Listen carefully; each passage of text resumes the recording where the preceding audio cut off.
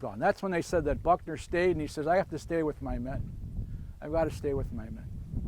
So, I should tell this story now, maybe, because we'll get it over with. Not too long. Unconditional surrender grant. That was in the newspapers. Unconditional, U.S. grant. Unconditional, unconditional. Well, you know where that came from? General C.F. Smith. He's over here. His men are in the trenches.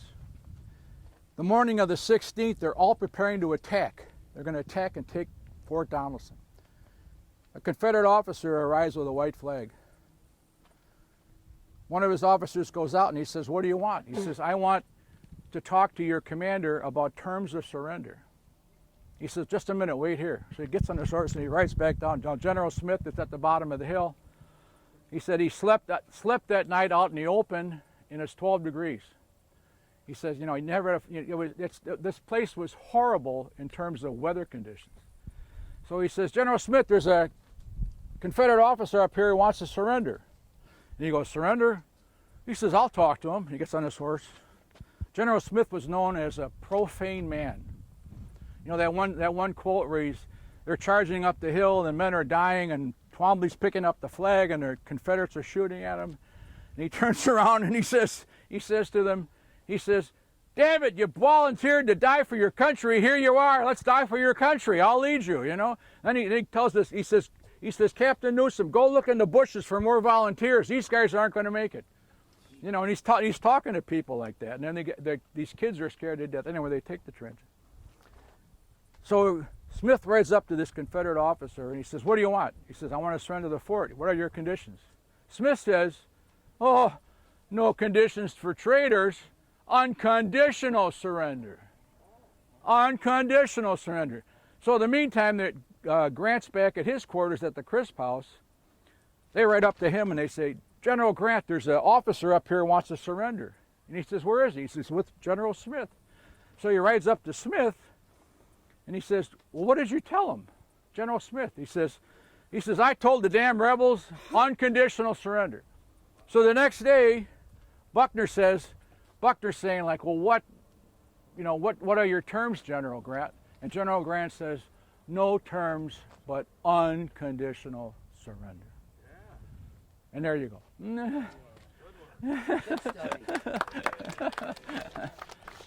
Now we're going to go to the water battery, which is that way. We're going to talk about the Battle of the Ironclads. Great story. How are we on time? Are you doing okay? It's 10:25. Oh, then Susan should be down. Well, Susan will arrive at about 11. Yeah. So back on the bus. No. Oh, hey, oh. Wait. We're gonna get a group shot right here. Oh. So we're gonna put. Some of you are gonna stand in front of the bus, and the rest are gonna spread around the corners. Shirley's gonna set the shot. Okay, Shirley, you'll take from that direction. We want the cabin and the coach in the shot. The labor is prominent. A little hard to get the cabin because How did I do? Oh, so we're just gonna. I did. I like the story. You like the story? There's stories. Yeah. So C.F. Smith was the hero of this. Yes, he said it, not General Yeah, Grant. but he was the hero, general of the Oh, wait till I tell you about Halleck battle. and I read Grant about C.F. Smith over the years. I didn't realize he was the hero. and Lew Wallace. And Lew Wallace? Yeah, because Lew Wallace stopped the Confederate attack. Yeah, I think I remember. Yeah, he stopped the Confederate attack. Set this on the. Okay. He's not the Wallace that did Ben Hur. Yeah, it's him. That's him. Because there's two Wallaces. Yeah. But he's the one that There's a did Ben Hur. W.H.L. Wallace. W.H.L. Wallace. Yeah, and then Okay, so and there's. I'm just gonna give it to Roger. Around that way, Hey. guys. Around that side of the Set bus. the shot. Oh. From the front of the bus around the side.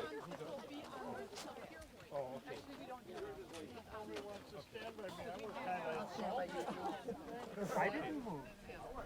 Even for this group shot. It's like herding cats here. That's right. This is Pelosi. Yeah. Oh, I'm sorry. Guys, squeeze it a little More. bit. Oh, get the small, shorter people. Get the. You want to cut? You're a little shorter. Pretend like you like each other. You're too short. That hole there. Oh, sometimes I forget. Short people, you know who you are. Quit hiding in the back, Joanne. Standing up on your tiptoes. Get out here where we can see you. Cover Pastor Sleevey if you have to. Yeah, I right. might not be able to see you, so shift this way a little. I can't see whoever that is in the hat back there. The army hat. Get out here. Bill Medke, yeah, we can see you now. Michael, you're up here by Tom. Ken Walker, you're up here by Michael. You guys are tall, you're good. Joe, you're behind Cindy. Okay. Oh, he's taller now. That's good. Hey, get the picture. I am in the picture. Yeah. Your best side. Best side. We're all in our places with bright, shiny faces. All right, good man. Say sex. All right. All right. That was painless, All right. wasn't it? Good morning. On our way to the water batteries. That's down that road that way. Okay, we're gonna mount up. You don't want to do the water battery hill. So No, everyone on everybody the mount- coach yeah. One more time. Now we're not going So they had to come down from, what would it be, Smithland, Kentucky, or Paducah, and they'd come down, they came down there. They went from Paducah up the Ohio and then down to Cumberland. Yes, they had to do that. They had to do get that. around from Fort Henry. Exactly. They had to go back, yeah. So they're coming down there. Okay. Yeah, you see that bend in the river up there? You know, you can see where the river kind of goes off to the right. That's where all the gunboats, the ironclads, were parked. Oh, yeah. Okay, Thomas. Yes. I want your back up to this sign so the camera has you behind. Everyone else is forming an arc Make up. on this. Make up. No. Your back to the coach and your face to Tom. Doesn't that sound great? Excuse me. Wherever that is. Cumberland. Yep. Cumberland River. Yep. Yes. What's the depth of the river? Well, at the time of the battle, it was like 20 feet higher than it is now. Yes. Okay. In fact, it can. Well, I'll get to that. But no, it was. You know, during the summertime, it was like this. In February was their flood season, and the river would be 10 to 20 feet higher than it is now. Okay. And it was flowing fast. It was flowing fast that way. Okay. It was. They're coming this way. They're coming right towards us. Right there. They turned a bend. Anyway. Can everyone see Tom? Before he starts, though, tall trees across the river is where the eagles were nesting. Yeah. Last time we were here. And I saw one. after Tom is done talking, I'd like you to take some time to get down amongst the cannons, okay? So this is a little time to walk your knees. Yeah, this free is- and, okay. After Tom is done in 2 hours, you'll have that to do. No, I won't be too long. But this is probably the nicest spot in the park. Okay, like I said, you know, sadly most of the park is gone. All we have left is, is a few trenches up here on the, what would be the western side of the fort. We have the water battery and the fort proper, and we have the Dover Hotel, which is National Park property, and we have the National Cemetery. But anyway, getting here, one of the most nicest spots to be in. So here, we're at the water battery. On February 14th, 1862, Flag Officer Foote of the Navy attacked this position with 4 city-class ironclad gunboats and 2 timberclads, the Tyler and the Conestoga. The ironclads were the St. Louis, Louisville, Pittsburgh, and Carondelet. Now, just 8 days earlier, Flag Officer Foote on February 6th attacked Fort Henry. Now, Tillman's defense of Fort Henry against a fleet of 4 ironclad and 3 timberclad ships was both heroic and sacrificial. The Confederate Fort Henry batteries consisted of 10 32-pound smoothbore cannons. That's a 32-pounder right there. So he had 10 of those. He had 2 rifled 42-pounder smoothbore cannons. He had 1 24-pounder rifled cannon and 1 10-inch Columbiad. That cannon way down there on your left is a Columbiad. So they had 2 rifled guns at Fort Henry and 10 32-pound cannons. So The fight lasted an hour and 15 minutes. Now, in the end, Tillman was down to just 4 32-pounder cannons. His rifle guns, the 24-pounder burst, and his 10-inch rifle was disabled by a priming wire stuck in the vent. It fired only a few rounds in the battle. The Confederates suffered 5 killed, 11 wounded, and 5 missing. There were only 100 men in Fort Henry. Remember, he sent the 2,600 men he had, and he told them, get to Fort Donelson. He says, I'll try to hold the fort. I'll try to keep them off your back while you retreat. So it was a very heroic gesture on his part. And the men that they left in the water battery, well, the Fort Henry is a little bit higher, but the cannons were placed basically the same way, okay?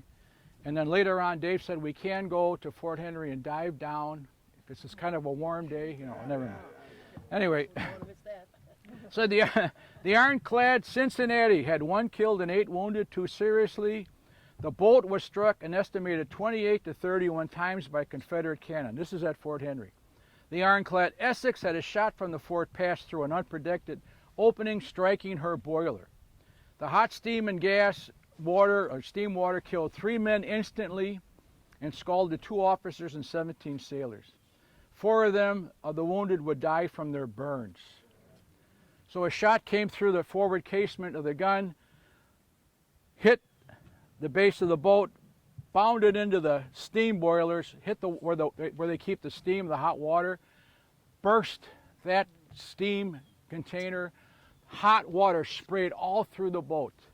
He says men were jumping out the ports trying to get away from the steam. But like I said, the Essex was knocked out of the fight for a long time after that.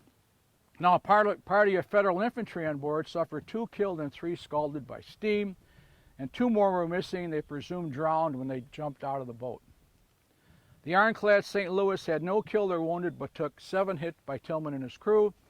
There were no casualties reported by the 3 wooden gunboats, the Tyler, Lexington, and Conestoga.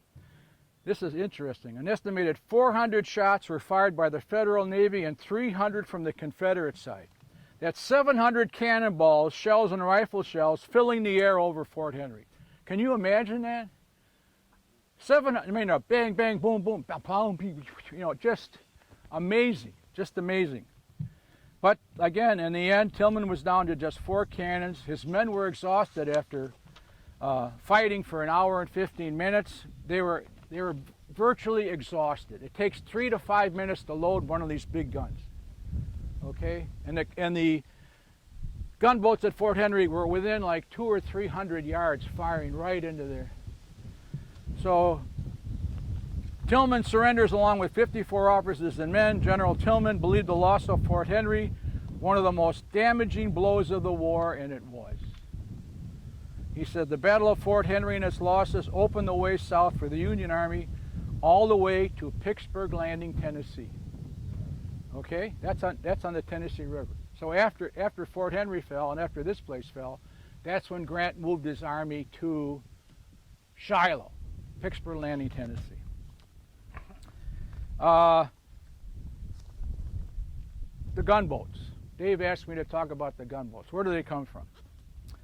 Well, on April 29th, 1861, just 14 days after Abraham Lincoln made his call for 15,000 volunteers to put down the rebellion, it was a declaration of war. Now, Wells is tasked with building a navy to block the southern coast of the new Confederacy, and with that, the creation of a brown water navy to protect the Mississippi River Valley in the Western Theater. That was where's Doug? That was the Anaconda Plan. The Anaconda Plan. Anyway, so Wells is in his office, he's doing this, and he has a cigarette and a cup of coffee, and he's going, what the? Somebody throws a letter on his desk. He picks it up, it's from a Mr. James B. Eads. Mr. Eads was a shipyard owner, a builder of steamboats, he was a salvage expert, and an important businessman in St. Louis. James B. Eads. Now, Mr. Eads suggests in the letter, he says the Navy should create a naval base at Cairo. Remember Governor Yates took Cairo on April 25th, and now Grant's there. He got there on September 1st. He says, create a naval base at Cairo to protect the Mississippi and Ohio rivers at that point. The Navy should build a number of gunboats to patrol the river, and he's already drawn up plans for one boat, the Benton. He says, I already got plans drawn up. I'm a shipbuilder. I can build you a gunboat right here at Cairo or Mound City. Protect the Mississippi River. Well, Wells likes the letter, and he gives it to Secretary of War Simon Cameron for his opinion. Cameron reads it, and Cameron says, well, I'm going to send it to General McClellan. He's in charge of the Army. So McClellan reads it. Now he's intrigued, and he sends Navy Commander John Rodgers to St. Louis to investigate and report back to him in Washington, D.C. Now Rodgers meets Eads in St. Louis. They were later joined by a naval shipbuilder and engineer, a Mr. Samuel M. Pook, P-O-O-K-S.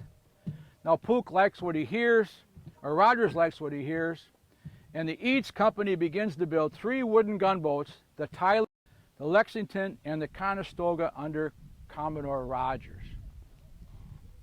Now, these were timberclads. They were not ironclads.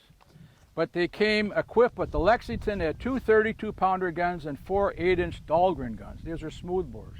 The Conestoga had 4 32-pounder guns, and the Tyler had 1 30-pounder and 6 8-inch Dahlgren guns. Those are big cannons. But those are the timberclads. Now the federal government wanted more, and they hired a bunch of people to draw plans for ironclads. You know, they were using ironclads over in Europe, you know, going back to the early 1850s. So they had people in Washington, D.C., engineers, mechanics, etc. They were drawing up plans for these supposed ironclads. Now sealed bids went out for these ironclad ships, and Eads won the contract on August the 5th, 1861. Eads agreed to build 4 to 16 ironclads at a cost of $89,600 apiece to be delivered to the Navy on or about October the 5th. So he had from August to October to build 16 gunboats. And he took the contract. Well, then, you know, there's a great video of Ed Bars talking about Eads and how he didn't get paid. He delivered the gunboats. He was like 5 days late, and they wouldn't pay him, and it's a long story. But anyway, at the end of October, we had the Carondelet, the St. Louis, the Louisville, and the Pittsburgh were completed. Now the boats were painted all black, and the ships were distinguished by the painting of bands on their smokestacks. The Carondelet had red bands, the St. Louis yellow bands, the Louisville green, and the Pittsburgh had brown. So on those big giant smokestacks you see on steamboats, they painted bands, so you could tell which, because they all looked the same, you know. They didn't have names on the side, saying, you know, they didn't do that. Anyway, each ironclad was 175 feet long, 51 feet wide, and took a draft of 6 feet of water. Now each ship weighed 350 tons. There were 122 tons of iron plating, 2.5 inches thick, on the face of the ships, and another 8 or 12 inches of solid oak behind the iron. But they were vulnerable, and the reason why, the armor plating only covered half of the ship way back. So it went so far, and the stern of the ship was protected by oak timbers, but not iron. And the top of the ship was not protected by iron either. That was open wood on top of the ship, and neither was the part of the boat underwater. That was still wood.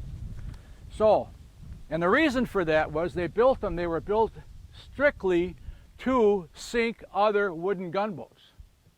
So you'd see it, they'd be coming towards you, and they had 3 guns in front, and it was to sink wooden gunboats and not to attack places like this.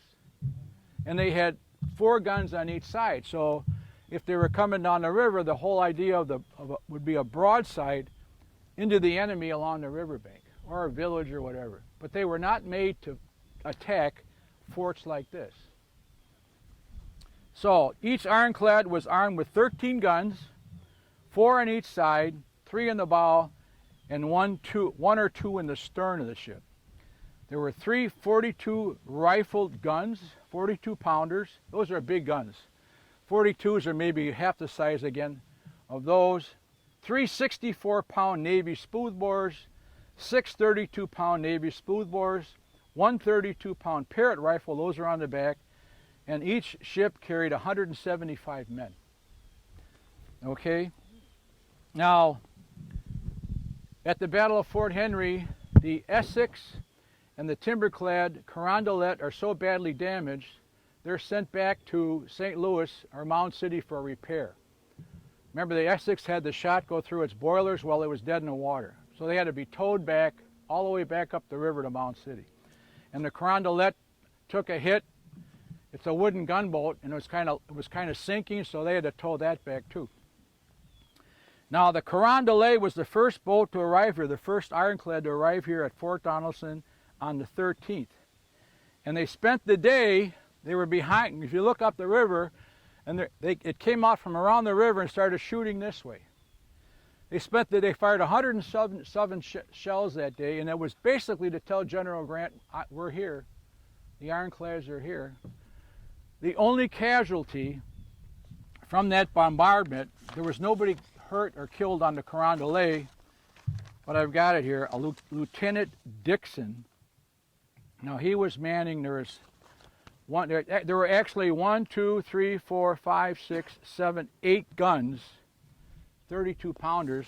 They only have 1, 2, 3, 4, 5.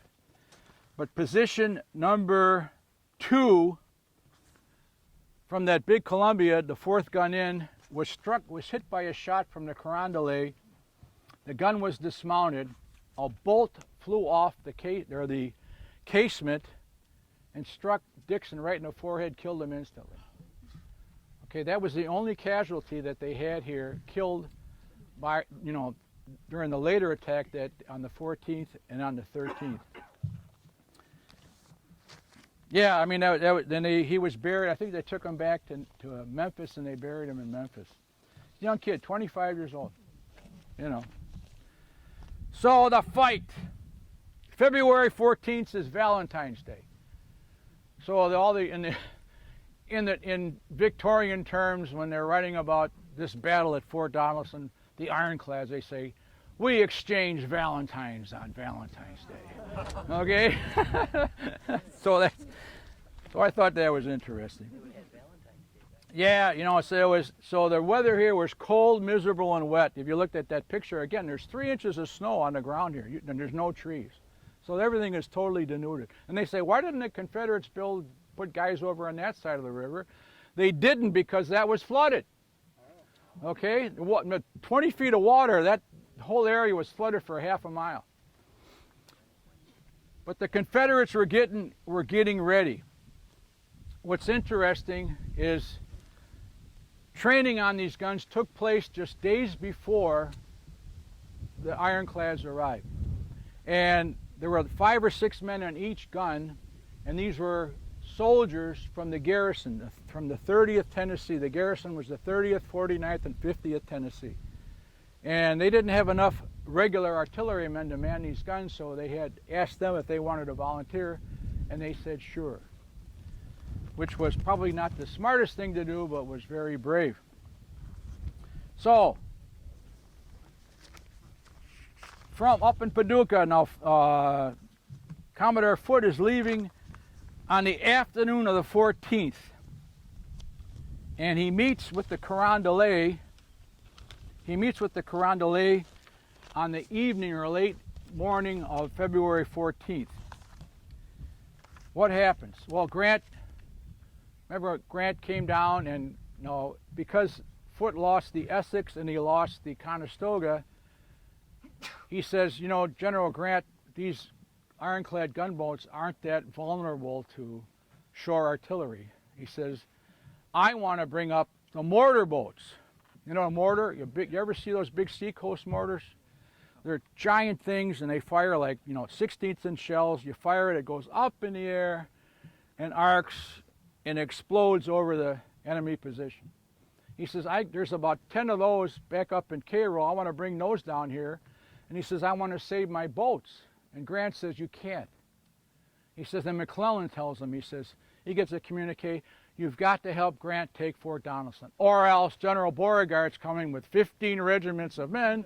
You're going to be surrounded, and we're going to lose the whole campaign here. So Foote, in his memoirs, he says, I acquiesced very reluctantly. So he tells his men, we're going to get ready, we're going in. So they start taking chains, anchor chains, and they place anchor chains across the top of the ship to keep cannonballs from coming in that way. There's a pilot house on front. I had that picture. Where is it? Who's got that? I handed out a handout up. Oh, there it is. You got it. Yeah, yeah. This is the Cairo. We're going to see the Cairo. We're going to talk more about the ironclads at the Cairo. But anyway, there was a pilot house up here, and there was a pilot, and Commodore Foote was inside the pilot house on Lewis. There he is. Oh. I had the Eagle. I had this set up. I had called him earlier this morning. Here, that's what an ironclad looks like. So he said, all right. So they're piling chains on top of the boat. Focus. They're piling chains on top of the ships. They're taking around the boilers. They're stacking up wooden boxes. They're stacking up mattresses. They're stacking up whatever they can find to protect those boilers.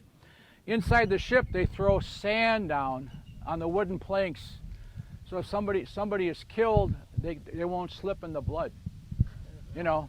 And they get all this ammunition up there. They got all the cannonballs and everything are lined up. So, let's see if I get the time. It was 1:45 in the afternoon on the 14th. Foote signals. Now, I don't know how they signal. I don't know if they did it with flags or what, or maybe they had people on top of the boat like this. He says, line up for the attack. So around that bend comes first the St. Louis, then the Pittsburgh, then the Carondelet, and the St. Louis. And they come around that bend. And that's about 1.5, 2 miles from here. Okay? And you've got these ironclads chugging away. You can see the smoke. You can hear them coming. They were paddle wheels. They're coming this way. Confederates order their men to the batteries. To the batteries. Now, Commodore Walkie is on the Carondelet. There's a Benjamin Dove on the Louisville. Flag Officer Foote is on the St. Louis. Egbert Thompson is in command of the Pittsburgh. And Captain Phelps, the timber-clad Conestoga, and a William I. Gwynn on the Tyler. Now, the boats can only travel 3 miles an hour because of the heavy current. So they're coming this way really slowly. The first shots, 238. 2 guns. The rifle guns, one rifle gun here, and you can't see the other one. It's in back of the bus. They fire the first two shots because those are the only 2 guns that can reach those Federal gunboats. And they fall short. Now the 32-pounders down here, they have to wait till they're only 900 yards away. It's even better if they're 500 yards away. Okay, so they're ordered, don't shoot, don't fire. So the first 2 shots strike the water in front of the gunboats. Now let's see here. Again, the 32-pounders hold your fire until in range. Foote's ironclads. Now they're close enough to discern the pilot house on top of the boat. So when the boats get close enough, they've got 3 guns in front, 4 boats. They've got 12 guns. They open fire, and their guns are mostly rifles. So now there's rifled shells coming this way. When the ironclad, the Confederates had spread or put a trap out there. They cut down trees and had the tree trunks or the branches sharpened, and they were supposed to stop the gunboats, and then the 32-pounders were going to open up like 900 or 800 yards away, but the river was so high they just floated over them. Okay? So they can see the pilot houses. So they tell the 32-pounders, open fire, and 8 guns fire a volley at the ironclads. Shells are bouncing off the front of the ship. Sailors inside are loading and firing as fast as they can. Admiral Foote says, your guys are firing too fast. He says, my idea is to get in as close as I can, and if we get within 200 or 300 yards, we can blast this battery out of commission, just like we did at Fort Henry. Well, he said there's a description. It says the air was now filled with shot and shell. Explosions everywhere. He says the river around the boats was a sea of continuous foam as the cannonballs were striking the water around the gunboats. And Admiral Foote's in his pilot house. He says, all I could see up here was smoke. He says, I can see the flashes of the guns, but he says, I'm not really sure, what damage my guns are doing. So he orders his gunners to fire slowly. You're firing too fast. And only fire until we're within point-blank range of the fort. In the Confederate upper battery, the 6.5-inch rifle, it's behind the bus over there, it's a rifle gun. They get their priming wire stuck in the cannon. It stops shooting. And the guys down here are going, where's the big gun? So heroically, they're able to get the priming wire out of the gun. They put another charge in, and the priming wire gets stuck again. Okay? So they get a log, and what happens is the priming is a piece of brass that comes down, and when the powder and the ball hit that, it doesn't go all the way to the back of the gun, and if you fire the darn thing, that means the gun's going to explode. So they get a log and they pound the ball in. And they said after that, the commander of the battery says, no more, I'll take care of the priming wires. So they're able to start shooting, but it takes 3 to 5 minutes for these guns to be loaded and shoot again.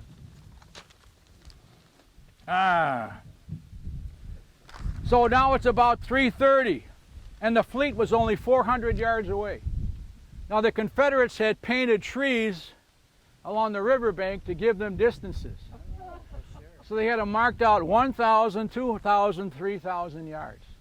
So now the fleet is just 400 yards away. Again, there's cannonballs and shells, everything. So here they go. Now, naval gunfire was shooting great gaps into these parapets. Earth and sandbags were flying in anywhere, but nobody was killed. A lot of men were stunned, obviously. The gunboats were holding their own when against the firepower of the 32-pounders. Now all of a sudden a 32-pound solid shot struck the pilot house of the St. Louis where Flag Officer Foote was standing. It killed his pilot, the guy steering the boat, instantly, and Foote was wounded painfully in the ankle. And he was also hit in the arm by a piece of iron from that 32-pound cannonball.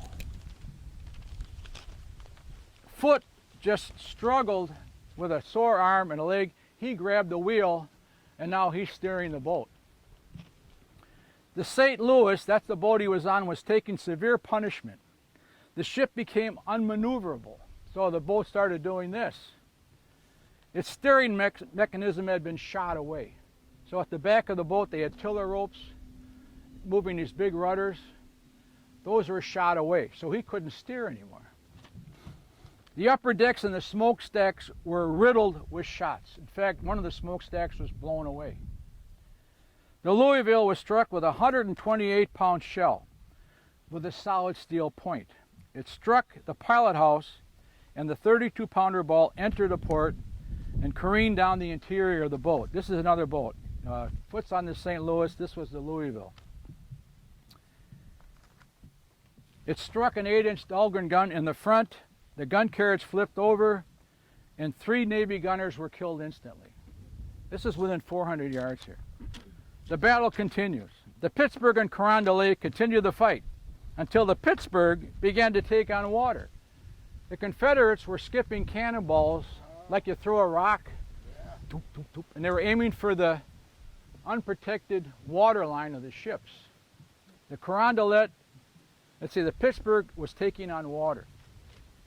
The Confederate, like I said, the Confederates were skipping the balls like stones across the river. Somebody stop the wind, okay? Now the Carondelet, the only gunboat left, came in so close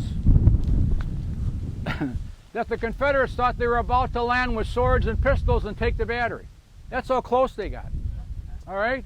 So the Confederate gunners are holding their stanchions, they're ready to fight.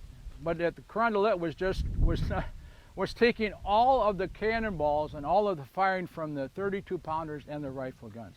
They said that smokestacks were shot away, the anchors were shot away, the lifeboats were shot away, everything was shot away. A pound cannon on board the ship exploded and wounded every gunner at that station. Now the Pittsburgh, losing control, rammed the Carondelet, further damaging her steering gear. So the gunboats are doing this.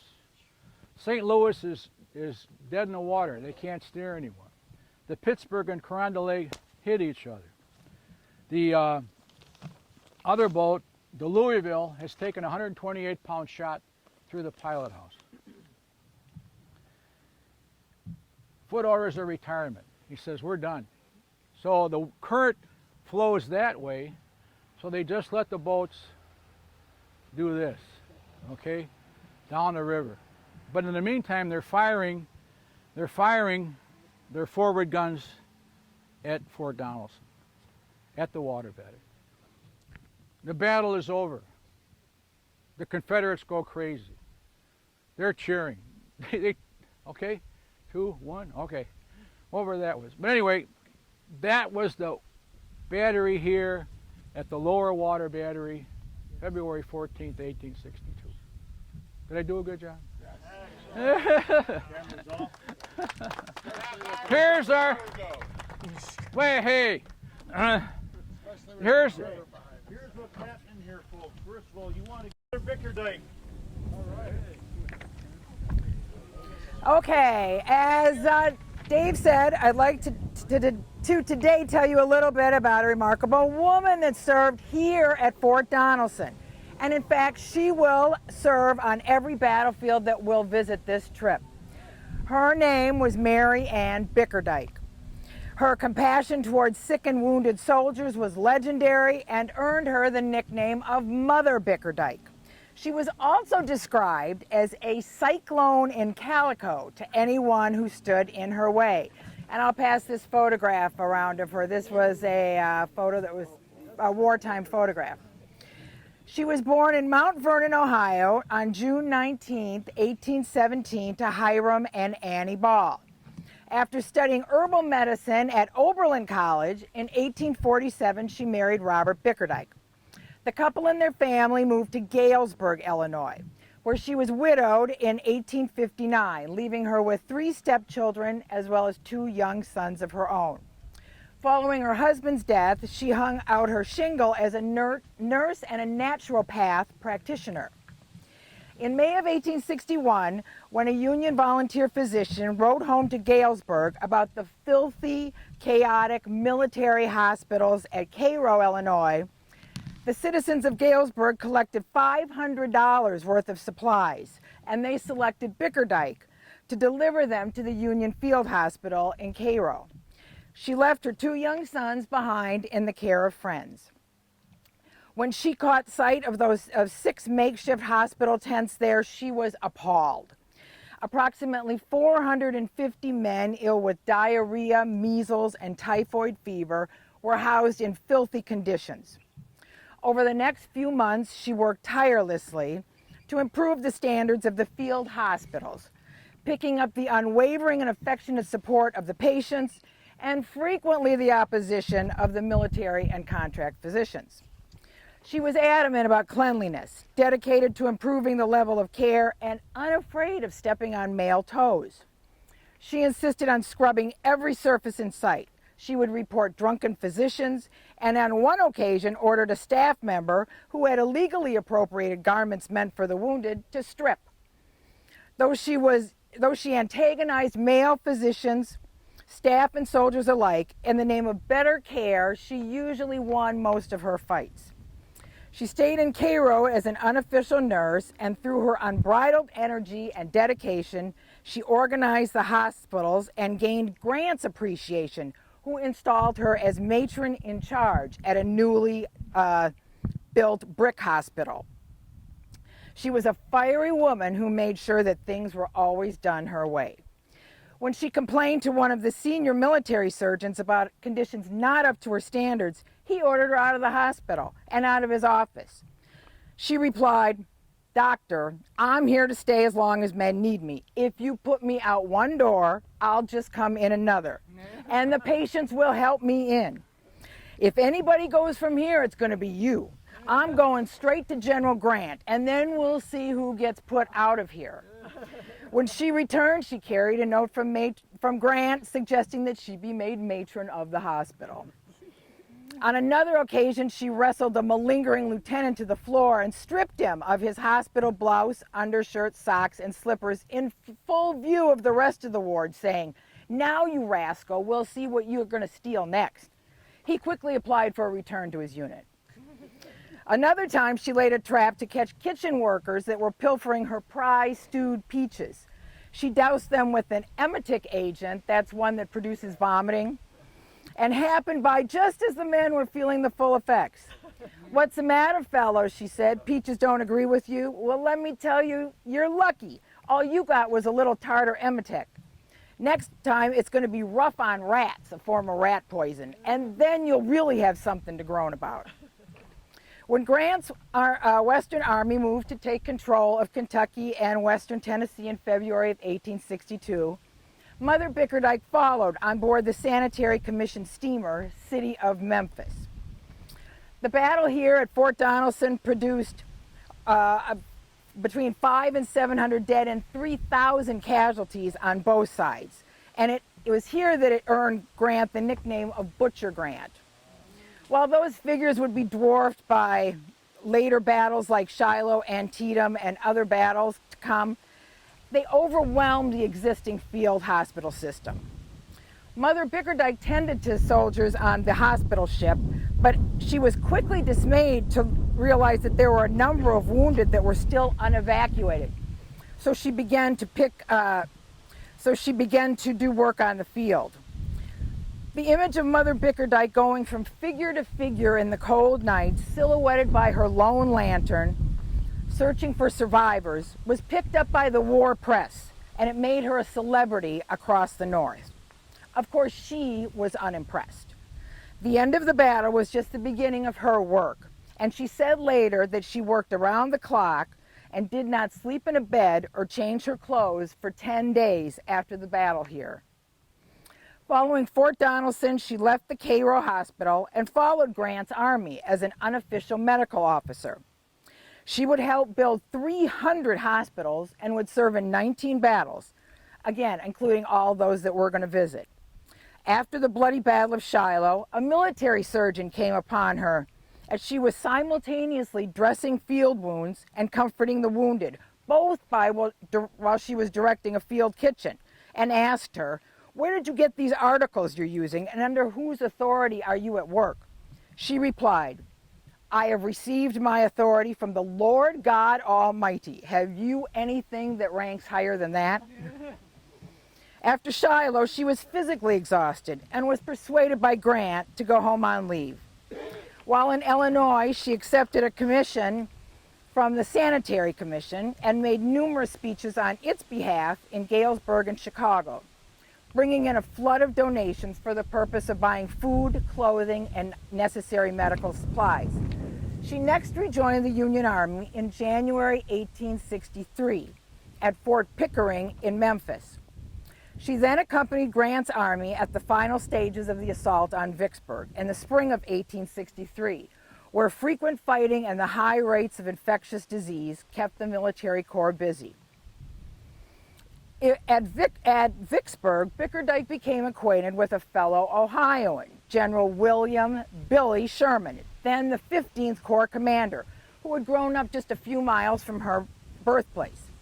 Their admiration was mutual, and when Sherman was tasked to take his army east into Tennessee and Georgia in late 1863, she accompanied him. She was the only woman that he would allow to call him Billy to his face. Once during the Atlanta campaign, Mother Bickerdike learned that a surgeon was arriving late at the hospital, leaving his patients without breakfast. She promised to have him removed from the hospital. The angry surgeon stormed over to Sherman, ranting that false charges had been made against him. When asked who is accusing you, the man replied, "It was that spiteful old woman, Mrs. Bickerdike." "Oh, well then," Sherman said, if it is she, I can't help you. She has more power than I. She outranks me." Her curtain call came at the end of the war in Washington, when the Army of Tennessee paraded as victors in their grand review on May 25th, 1865. She turned down General Sherman's offer of having a seat at his right side on the reviewing stand, and instead, at his request, she rode at the head of the 15th Corps as they made their way down Pennsylvania Avenue. She was so loved by the Army that soldiers would cheer her as they would a general when she appeared. After the war's end, Bickerdike continued to assist Union veterans. She provided legal assistance to veterans seeking pensions from the federal government, and she helped secure pensions for more than 300 women nurses. She herself did not receive a pension until the 1880s, and then only $25 a month. She moved to Kansas after the war, where she continued to help veterans settle and begin new lives. She died on November 8, 1901, after having had a stroke. She was given a full military burial in Galesburg and buried next to her husband and a daughter that had died in infancy. In 1943, during World War II, a hospital ship was launched in California to take supplies to American soldiers fighting in the Pacific. It was aptly named the Mary A. Bickerdike. Now, just as a note, as Dave said, women played a very significant role during the war.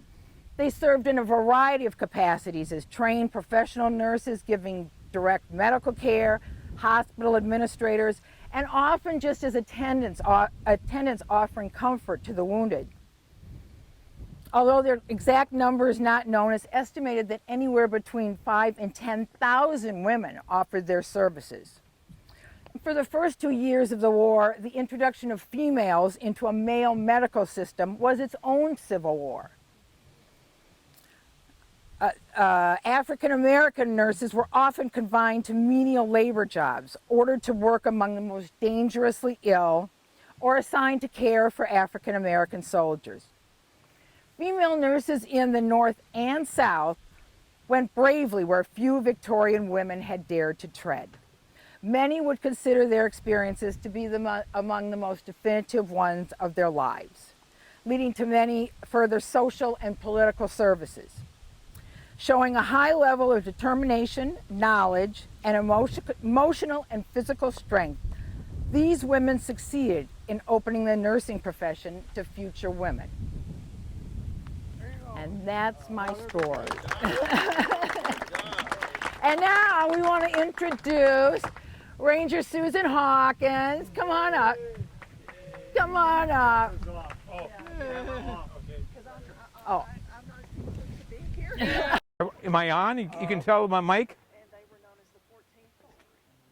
Okay. Control the rivers and the railroad. During the Civil War, rivers and railroads routinely carried soldiers, material, and food to keep the war effort going. The Tennessee and Cumberland rivers were the main arteries that carried the economic lifeblood to the heart of Middle Tennessee. Most agriculture and manufactured goods passed through Nashville on the Columbian River. Tennessee's railroad, which covered most of the state, played a pivotal role in the military events west of the Appalachian Mountains throughout the war. Though smaller and not as well equipped as their northern counterparts, these railroads were able to move masses of people, supplies, and more rapidly than any previous form of land transport used by Tennesseans. The surrenders of Fort Henry, Hyman, and Donelson served both the river and railroad arteries. This forced the South to evacuate Bowling Green, an important part of the Confederacy Western defense line, and to give up southern Kentucky and ultimately much of the middle and west Tennessee as well. The rivers and railroads became vital federal supply lines. Nashville became a huge supply depot for the Union armies in the West. The Confederate heartland was open to Federal invasion. And then you did the pictures too, right? Okay. Unloading supplies from steamboats on the Tennessee River, steamboats like these could transport 2 days' supply of food and other provisions for 40,000 men and 18,000 horses. As a hub for the 5 railroads, Nashville was a transportation center of great military significance. Its occupation would help clear the way for Union advance into the Deep South. The Tennessee state capitol is seen in the background. Ready? Wait, I'm sorry. Yeah, go. Okay. Fort Donelson National Battlefield, exchanging iron valentines. We waited with deep anxiety the result of the attack and severe bombardment of the river batteries by our gunboats. Gloom ensured upon the news reaching us of their failure and withdrawal from the contest. Before building Fort Donelson, Confederates built 2 river batteries along the Columbian River to defend the water approach to the major supply centers of Clarksville and Nashville. One on the upper river battery is located several hundred feet to your right. The other, reconstructed here, was known as the lower river battery. Both were armed with heavy seacoast artillery manned by inexperienced gunners. This battery contained 8 32-pound cannon, and on the extreme left, 1 10-inch Cumberland. On February 14, 1862, Flag Officer Andrews Hull Foote's Union gunboat flotilla rounded the bend in the distance and steamed up the Cumberland to exchange iron valentines with the river batteries. Using the tactics that proved successful at Fort Henry a week earlier, Foote maneuvered his gunboats very close, intending to shell the batteries into submission. The cumbersome vessels, however, moved so slowly that they became excellent targets for the untested Confederate artillerymen and were forced to withdraw. A 10-inch Cumberland is an impressive weapon and could hurl a 128-pound projectile over 3 miles, but was not as effective as the combined firepower of the 32-pounder smoothbores or the 6.5-inch rifle in the upper river batteries. 32-pound smoothbores arranged in 2 batteries of 4 guns each. These cannon, capable of firing a 32-pound shot up to a mile, inflicted most of the damage to the Union gunboats. I think that's all you really need.